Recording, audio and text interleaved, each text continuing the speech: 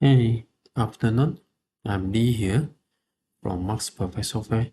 依家我要再解釋，又係關於呢個 layout design 嘅。上一個 video 有講 how to design layout，呢個係針對呢個 Cassius 點樣去再 adjust 佢哋呢啲唔妥當嘅。同樣我哋要 right click customize layout。其實呢個 layout 嘅 screen 點解佢無端端 customer name、customer code 嗰度會咁短呢？係 because of 呢度呢啲勾啊，佢霸咗好多位。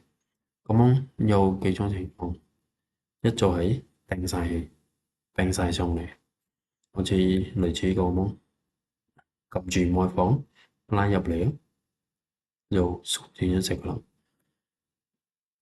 我再開翻出嚟俾你睇，一就係second option 就係將佢擺過嚟左邊。我再做多排 right click customize layout，我將呢個擺過嚟。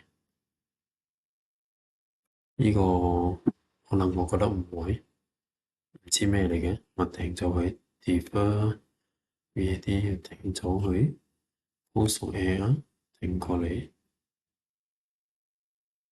跟住 input text 停過嚟，跟住 routing 停過嚟 non text invoice 停咗佢，跟住咧就如果 before 你冇擺位嗰個 tick 你係咁樣縮唔過嘅，依家你係可以縮得過嚟嘅。Okay？呢度要再咁 adjust，呢度要再 adjust 翻嚟，大致上咁咯。再加上有 rename 呢啲，再補充翻個條睇。你睇你愛 rename 就 right click rename 咯。如果你愛搬後邊嘅 field 嚟前面咯，好似你有加個叫 Roy number，之前嘅 video 都有扣佢咗嘅。